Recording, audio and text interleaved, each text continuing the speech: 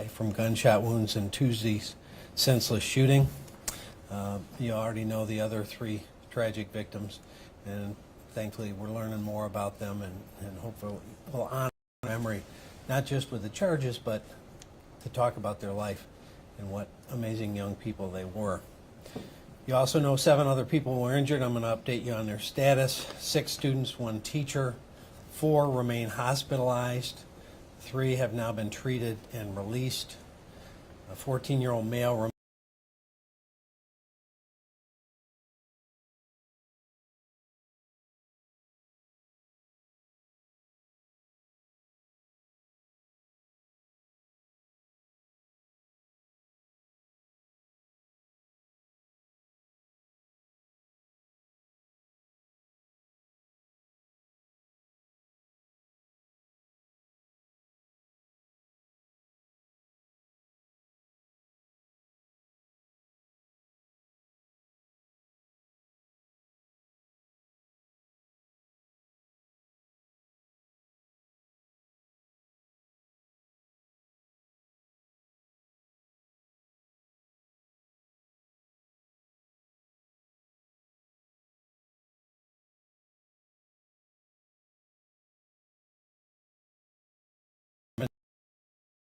hip discharged and a 47-year-old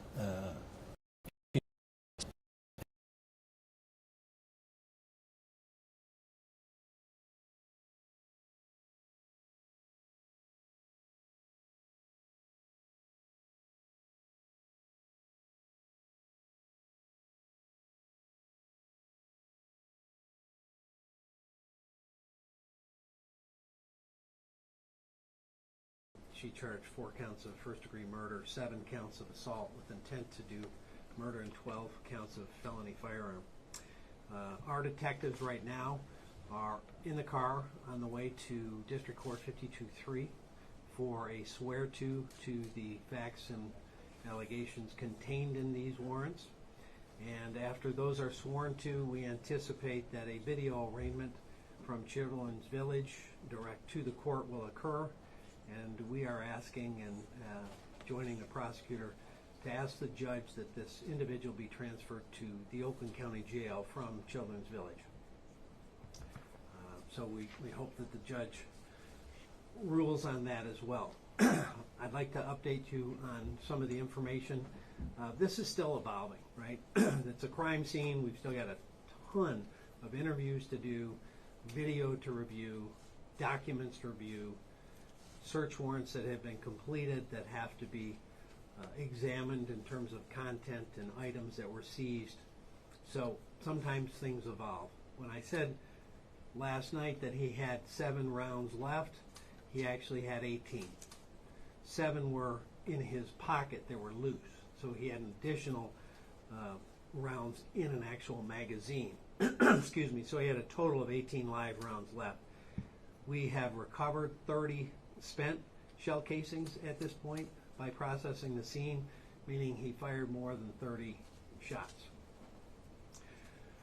More to the point, again, I think it highlights the fact that with this much ammunition still with him, 18 live rounds, the quick actions of the school and the lockdown, as well as the deputies getting in and going to the sound, going to the danger, saved lives.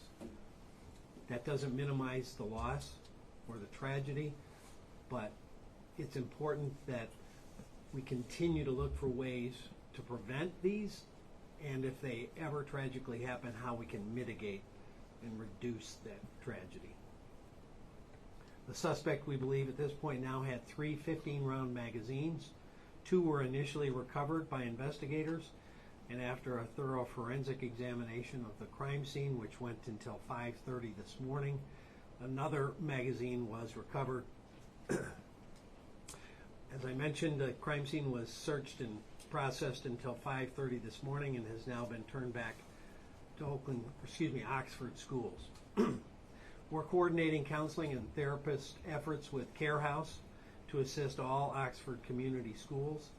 And we also have an offer for a crisis team from the FBI, and we're grateful for that assistance. I would remind and encourage anyone, whether they were there or feel traumatized by the event, it is strength to seek help, not weakness. That trauma affects people in dramatic and sad ways, and asking people for help, seeking a therapist or a counselor or a chaplain is an important step to process such a tragedy. Also, I want to clear up some of the incorrect information that keeps circulating. Social media keeps ginning up a great deal of false information. A video was disseminated rather widely that showed the students in a classroom and depicted someone knocking on the door, and pretty much the allegation was that that was the suspect. We've now been able to determine that was not the suspect. Excuse me, more than likely it was one of our plainclothes detectives, and he may have been talking, bro, in a conversational manner to try to bring them down from the crisis, to say, come on, bro, let's get out of the classroom, let's get you outside, let's get you, that kind of comment. The suspect, we have now confirmed by analyzing all of the video from the time it began to the time we took him into custody, never knocked on a door. So, the other thing that we are seeing, that we have heard on social media, was that, again, we were notified about this threat in advance. False. The threat that we were notified in advance was one from November 11th that actually we did investigate, and it was determined to be from Georgia, not Oakland County, and had no relationship to Oxford schools and was cleared as such. That is continuing to be cross-populated to this event. It has nothing to do with this event. So people are posting, I called the sheriff's office about a threat. It was a different set of circumstances that had nothing to do with this individual or the facts at hand. There were two events that happened fairly close proximity in timelines and the locations to Oxford. Both of them had nothing to do with this. We received no information about this individual prior to the shooting. We also were told that the school had some information or some contact with the individual. We had no information from the schools, but we have since learned that the schools did have contact with the student the day before and the day of the shooting for behavior in the classroom that they felt was concerning. In fact, the parents were brought in the morning of the shooting and had a face-to-face meeting with the school. The content of that meeting obviously is part of the investigation, but we did not learn of that meeting nor of the content of that meeting until after the shooting and during this investigation. So please, I remind everyone, be wary of social media and what's spread, because it's hurtful to the community, it's hurtful to the victims, and it spreads false, sad misinformation. If anyone has information or believes they know something about this case, or frankly any case, or any potential threat anywhere in Oakland County, please call our phone line that we've given out before at 248-858-4911, or you can email us at OCSO, Oakland County Sheriff's Office, OCSO@oakgov.com, and of course we always accept anonymous tips. So I'll try to answer questions if it doesn't get too deeply into the evidence, because we're right now at the baton point where we're passing the baton from investigation to prosecution, and we don't want to say anything that may jeopardize that furtherance of the case.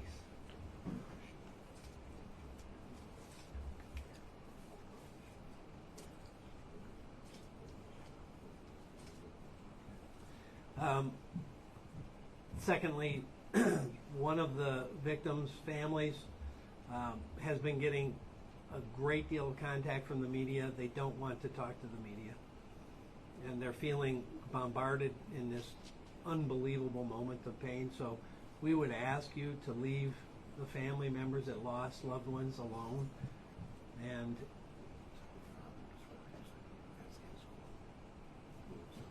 the father described it as wolves at the door, and they're dealing with the loss of a child. Let's not victimize them again, please. Sheriff, on the victim who passed today, multiple ages have been given, 17. 17. Prosecutor just said 15. 17. 100%? We verified it via driver's license. Thank you. Sheriff, can you confirm that the suspect was at school and then left and then came back to the gun? Is that true? The suspect was at school and did not leave, was brought into a meeting and then went back into the school area. Was it more about the nature of the concerning behavior that was exhibited in the classroom? Was it a threat? Was it violent behavior? I can't get into it. Again, we're at the evidentiary handoff point, but is that information that should have been relayed to the school liaison officer or you guys? we always prefer to err on the side of too much rather than too little. I can't really go much beyond that, but we would rather, as I said yesterday, check out 1,000 nothings and miss one real deal. Is that going to be investigated? Is the school going to have to potentially answer questions? Well, it's certainly part of our investigation, and that's where we learned about it. Sheriff, he was in school face-to-face with his parents. Was he in a meeting with them on the day of the shooting? Yes. And the parents left, but he stayed in school. Yes. You know what time in the morning that might have occurred, that face-to-face? Shortly after 10, I believe. So between 10 and almost 1 o'clock, right? The shooting was at close to 1, right? Correct. 12:52, thereabouts, with first call came in. Also, or was Sheriff, dispatched. we're hearing that he went into the bathroom. He loaded the gun in the bathroom before walking out to shoot. Can you confirm that? I can tell you he came out of the bathroom with the firearm and began shooting. I can't tell you if he loaded it in there. Any updates on a motive just yet, Sheriff? No, we obviously are not communicating with the suspect, so we can't get that from him. We're working, items that we have seized, as I talked about, documents, papers, phones, evidentiary value, items to look to see if there's something that would lead to us understanding what motivated him. But I will say again, there is nothing that he could have faced that would warrant senseless, absolutely brutal violence on other kids. And I have also asked the school if they had any records of him being bullied, and the coordinator of anti-bullying programs had no information that he'd been bullied by anyone. The prosecutor talked about premeditation in her estimation, but was not able to clarify whether it was premeditation of certain victims. Did he go there with the intent to just kill, and these people were randomly targeted, or is there any indication they were specifically targeted? We have no indication that these students were specifically targeted, and based on what I've seen, I don't think that's the case. With the students, was there any discipline that was discussed that you know of, or discipline that was decided in that meeting? I really don't want to get into the specifics of that meeting because now it's part of the investigation, but I wanted to be transparent that we learned that a meeting had occurred and we did not know about that until after the shooting. Sheriff, was he ever expelled from school? No. Prior to those two meetings, there was no contact and nothing in his file by either concerning behavior or discipline. In the investigation, how the interactions been with the parents so far? With the parents of the child? Of the suspect.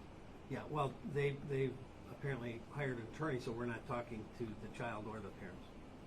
I was just noticing that threats were not reported to your office, but as you go through the sort of digital evidence and the writings, how clear or specific were threats that you might have made? Was it just generally violent language or very specific threats? Yeah, I really don't want to get into ultimately what will be disclosed at trial and what we recover in terms of documented evidence. In debunking social media misinformation, can you address some of the rumors about a countdown being displayed on one of the social media accounts, something that was ticking down to the day? That's the first I've heard of it right now. So again, there's so much out on social media that we've spent a lot of time investigating and finding there was nothing to it and debunking, and it's causing us a great deal of resources, and it's causing the victims more harm and more hurt. Is there any indication that the suspect had been treated for a mental health condition or was seeking treatment for a mental health condition at We have no information about that. Sheriff, what was his proximity to victims? Was he within, if your kid's walking down the hall? Very close. He was very close as opposed to down Very the hallway close. running, right? Very close.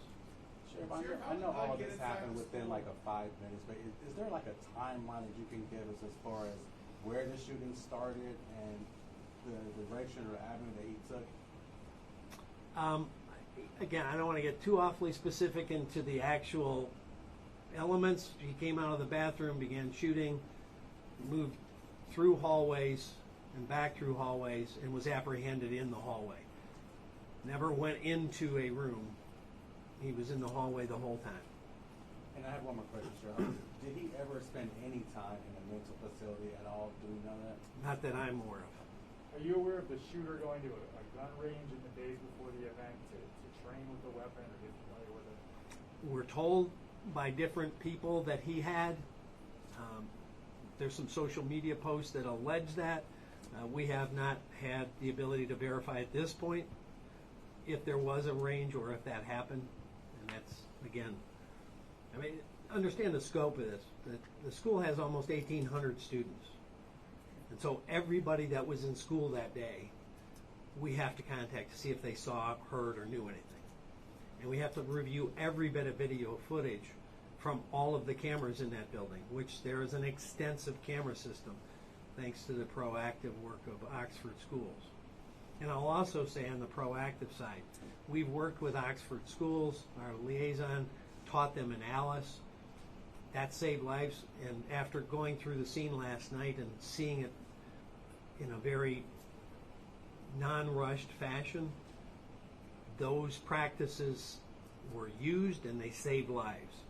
Desks were upturned, doors were barricaded, doors were actually hit by gunfire, and so were barricades. But the doors were safe. So that behavior, that training, and those protocols saved lives. When was the last time there was training at that school? Was it for teachers or? I believe it was just prior to COVID, maybe 2018. Sheriff, you talked at length last night, today, about the training. 2019, 2018, somewhere in there.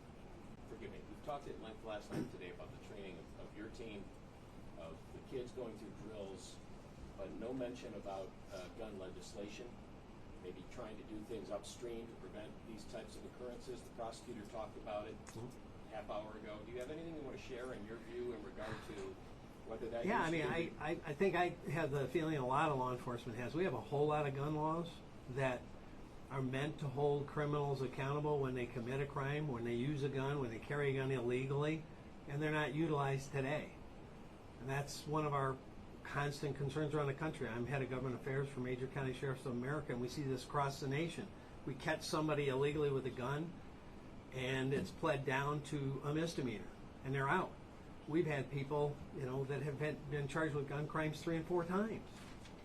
I believe the surest way to get a handle on holding people accountable when they're doing things illegally with a gun is to punish them. And that's not happening in many communities across America today. There is a NICS background check when you go in to attempt to purchase a firearm that requires you to go through this. There is a huge number of people that are prohibited from buying that firearm, that are caught by the system, that are never prosecuted for trying. We have gun laws in place. We're not holding people accountable. We have felony firearm in Michigan. I'd like to see anybody that's caught illegally possessing and using a firearm in a criminal manner should get felony firearm and do hard time. If we're going to hold people accountable, let's hold the criminals accountable. Is there anything in the father's history that should have precluded him from being able to buy that firearm? Not that I'm aware of. Sheriff, how frustrating is it I know you mentioned that you guys have been trying to talk to the suspect and his parents, they're telling them not to talk. How frustrating is that for you and your deputies and your investigators? I believe, regardless of what the parents or the individual suspect does, our investigators are well on the path to create a very, very good case to hand the baton to the prosecutor. Sheriff, I have one more question about the actual shooting. In the crowded hallway in school and post proximity, did the initial victims even know what was going on when they were shot? the reason I'm asking, I'm a parent with kids in school. Sure. And I know how kids walk through a hallway, and you always tell your kids, you know, keep your eyes open, be careful, but if a kid is walking next to you behind you, and you don't know if it's her intention, there's not a whole lot you can do. Did the initial victims who were shot, did they actually know what the heck was going on when it happened? I would have to say no. Sheriff, so we were told that there was a female retired deputy who was helping out at the school yesterday. Do you have any more information on who she is and how she was able to help out? Their private security is employed by the school district in addition to us having a school resource officer that covers Oxford schools. I know some of them were there yesterday. I'm not sure all the specific ones. So we really don't want to get into identifying personnel at this point, but there were private security people employed by the school, and I know at least one or two were there yesterday. Sheriff, the prosecutor said, she said it's being considered or looked into, but from where you sit with the evidence you've found, do you see any potential criminal negligence on behalf of the parents? I think that would have to be a TBD as the investigation to be determined as the investigation unfolds, and we present it to the prosecutor, and then she'll make the decision. Sheriff, how did the gun get inside the building?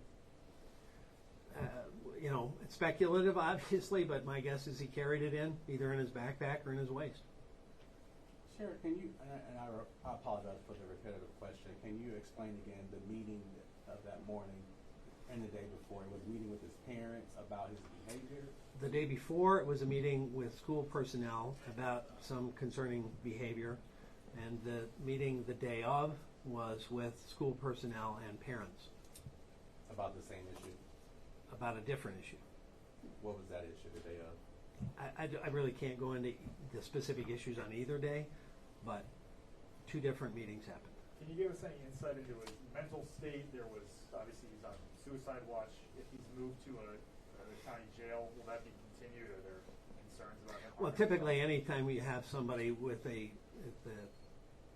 active participating role in a tragedy such as this, they're put on suicide watch just to ensure that nothing happens. So that's kind of SOP, standard operating procedure, and absolutely if he gets transferred to the Oakland County Jail, that will happen. There have been a number of copycat threats throughout the county today. I know Sadly. deputies are already beyond busy, but I assume that has already taxed the resources. Yeah, spot on, Russ. Yeah, there's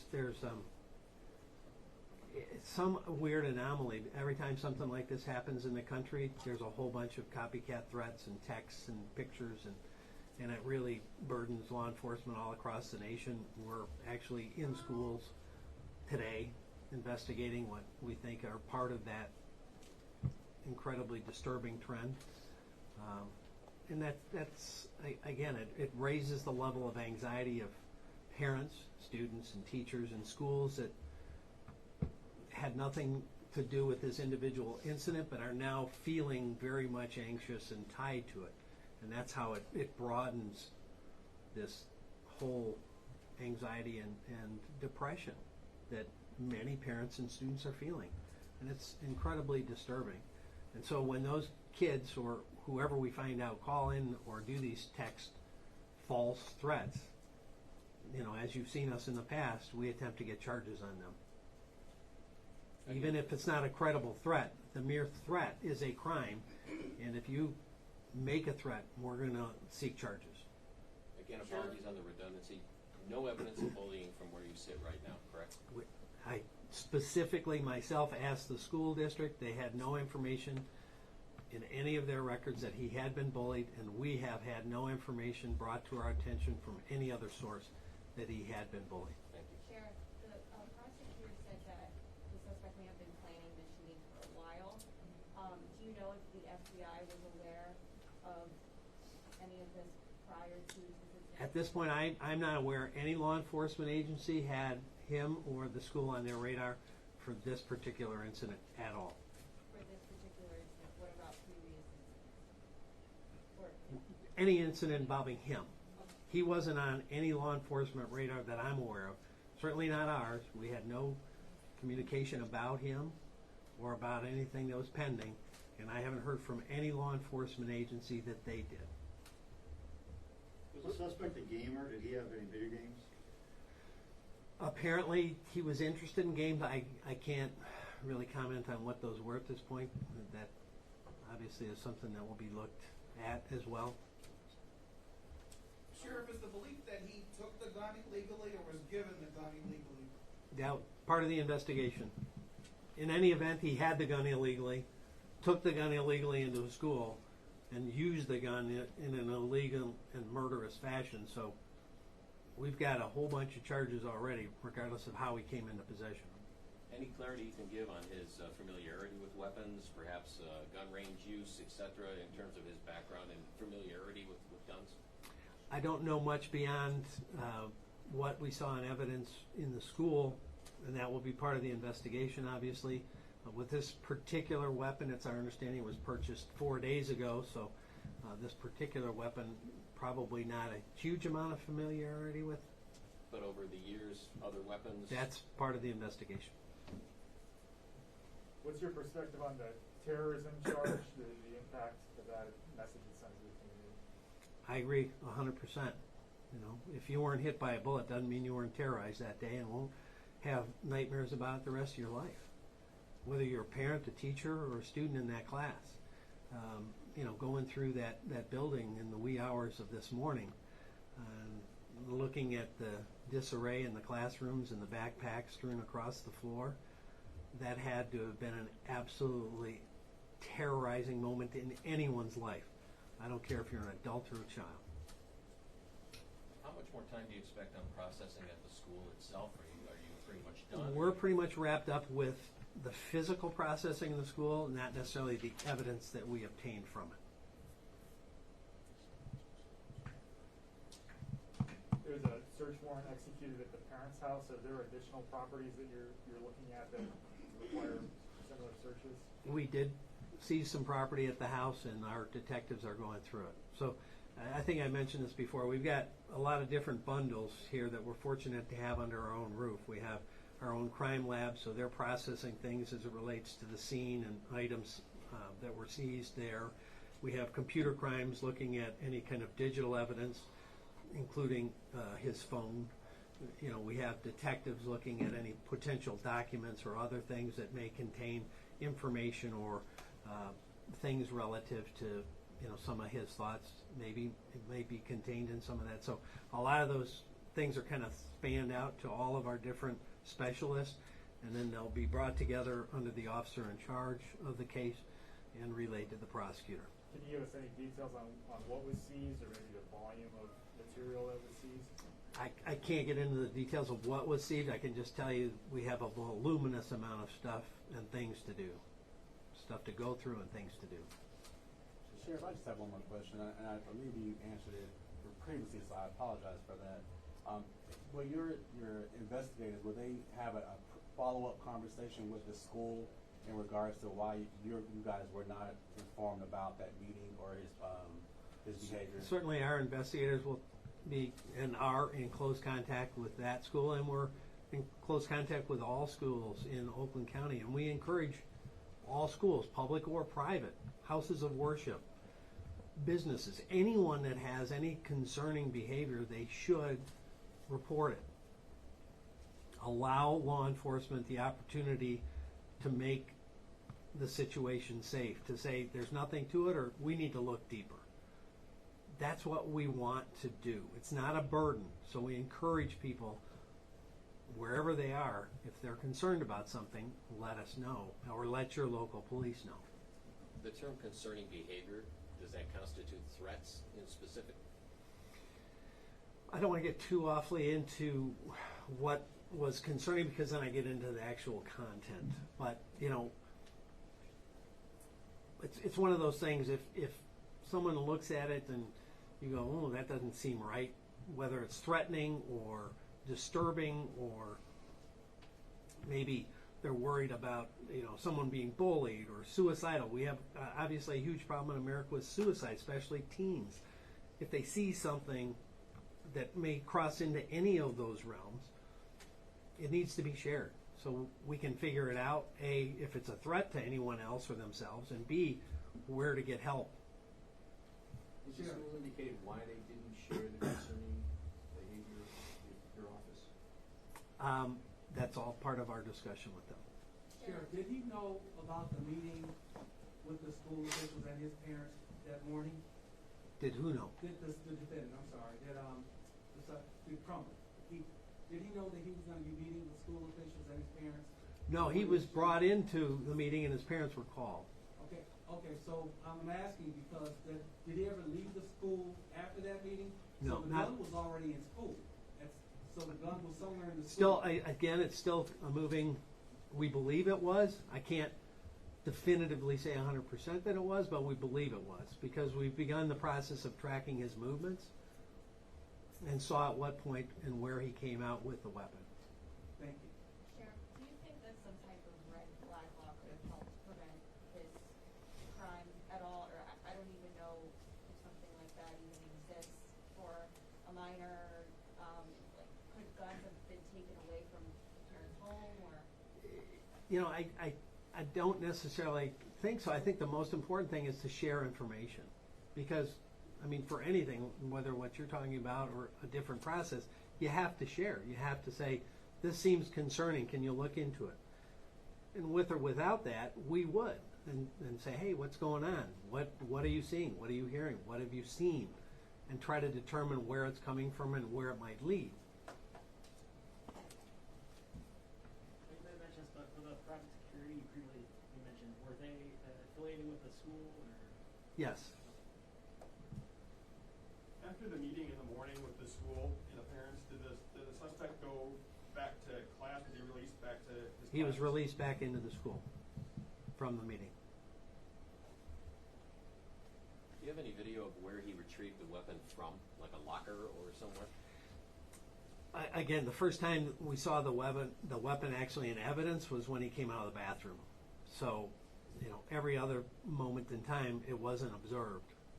So whether it was concealed on his person or in a backpack or hidden somewhere in the restroom, that is all part of the investigation if we can determine.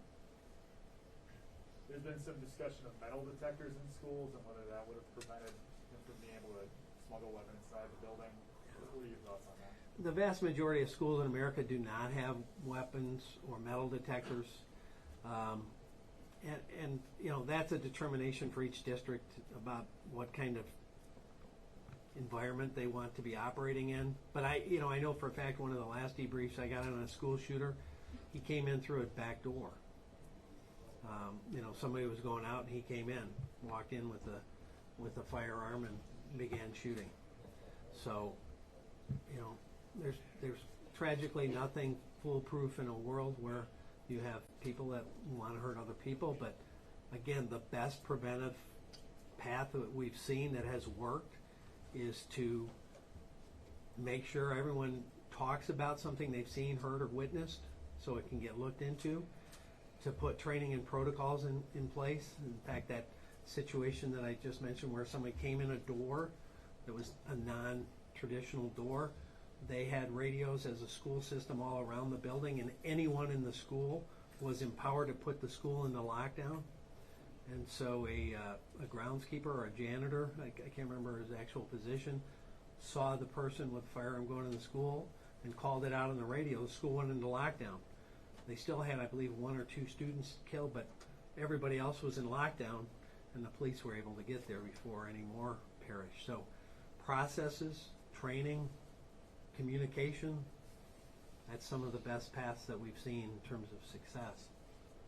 Sheriff, will you be releasing any video footage from inside the school? No, at this point that would become a handoff to the prosecutor for evidence.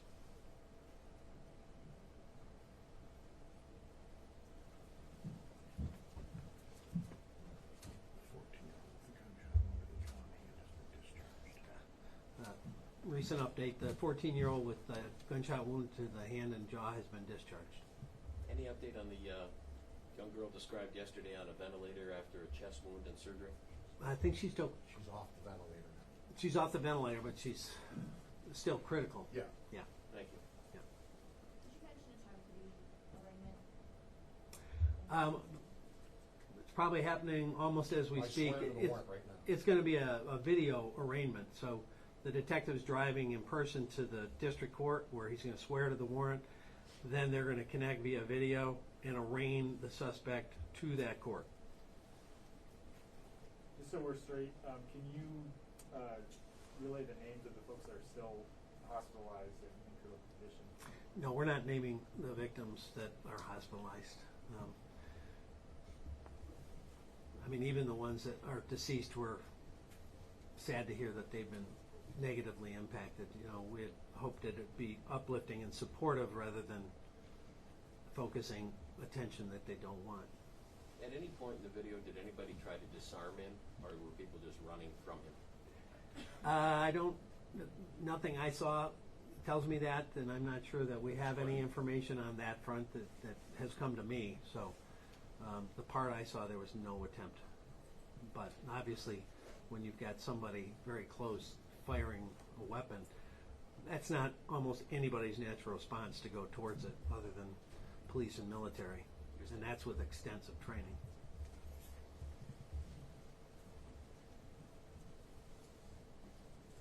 Anybody else? Thank you. Thank you. Thank you, Sheriff.